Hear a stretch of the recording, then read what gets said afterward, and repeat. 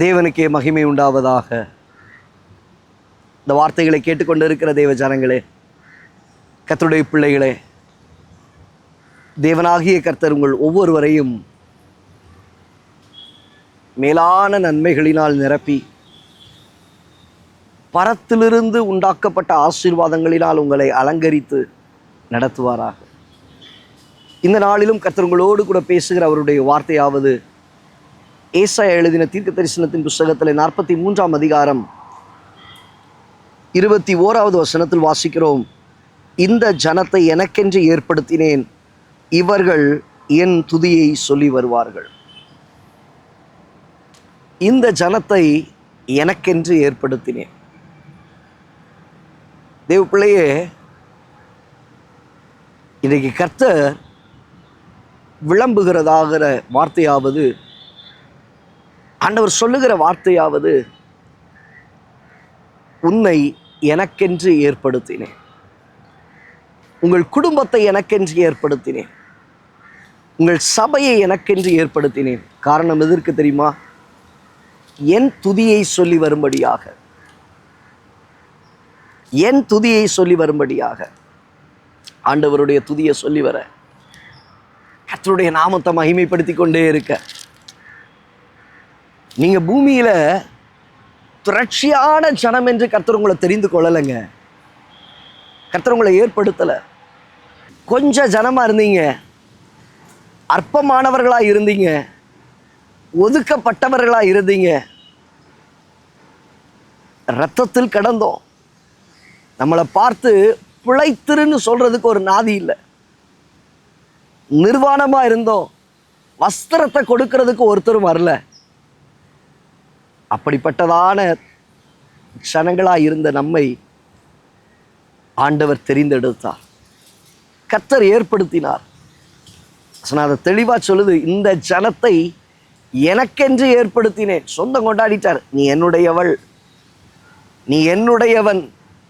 இன்னைக்கு நீங்கள் கலங்குகிற காரியம் உண்டு. என்னுடையவன் என்று என் உலகத்தில் இருக்கிறவன் ஒருத்தரும் சொல்லலையே. என் சொந்தக்காரங்க என்னை அங்கீகரிக்கலையே. யார் அங்கீகரிக்கிறாங்களோ இல்லையோ விட்டுருங்க.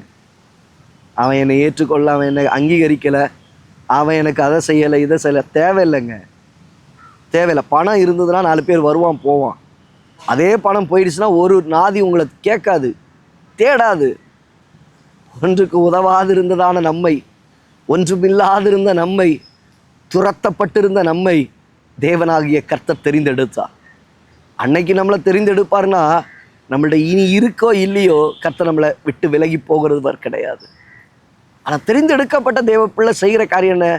வாயில் முறுமுறுத்து முணுமுணுத்து குறை சொல்லி புலம்பி இதே பேசிக்கிட்டு இருக்க இல்லை. கர்த்தர் சொல்கிற உன்னை தெரிந்தெடுத்ததுன்னு நோக்கம் நீ முணுமுணுக்கிறதற்கோ, குறை சொல்கிறதுக்கோ, முறுமுறுக்கிறதற்கோ, தகாத வார்த்தைகளை பேசுகிறதற்கோ அல்ல.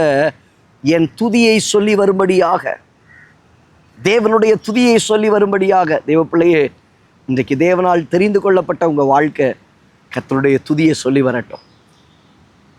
நன்மையோ தீமையோ கர்த்தருடைய துதியை சொல்லிக்கிட்டே இருங்க. யோபு அவன் சகலவற்றை இழந்த போதும், வாழ்க்கையில் எல்லாம் அடிப்பட்ட பொழுதோ தன் வாயினால் குறை சொல்லவும் இல்லை, பாவம் செய்யவும் இல்லை. எவ்வளோ அருமையான வார்த்தை. அப்படின்னா என்ன? கர்த்தரை துதிச்சுக்கிட்டே இருந்தான். கர்த்தர் தான் அனுமதித்தார்.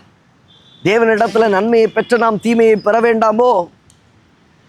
அப்போ கர்த்தருக்குரிய கனத்தை கொடுத்துக்கிட்டே இருந்தால், நன்மையானாலும் சரி தீமையானாலும் சரி, கர்த்தருக்கு ஸ்தோத்திரத்தை செலுத்திக்கிட்டே இருங்க, ஸ்தோத்திரம் பண்ணிக்கிட்டே இருங்க. உங்களுக்கு முன்பாக இருக்கிறதான எரிகோக்கள் உடைக்கப்படும், உங்களுக்கு முன்பாக இருக்கிறதான செங்கடல்கள் திறக்கப்படும். வழி இல்லாத இடத்துல வழிகளை கர்த்தர் ஏற்படுத்துவார்.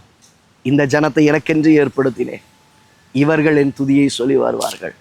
கர்த்தர் உங்கள் வாழ்க்கையில் செய்கிற நன்மைகள் எல்லாவற்றிலும் கர்த்தருடைய நாமத்தை உயர்த்திருங்க.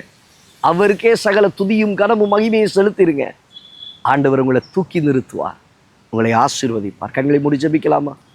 நல்ல தகப்பன், இந்த வார்த்தைகளை கேட்ட முடிய பிள்ளைகளுடைய வாழ்க்கையில் ஒன்றுமில்லாதிருந்த நேரத்தில், திரட்சியான ஜனம் என்று இல்லை, கொஞ்சம் ஜனமாக இருந்த பொழுது இரத்தத்தில் கடந்த எங்களை கர்த்தர் தெரிந்தெடுத்தீர், ஏற்படுத்தினீர்.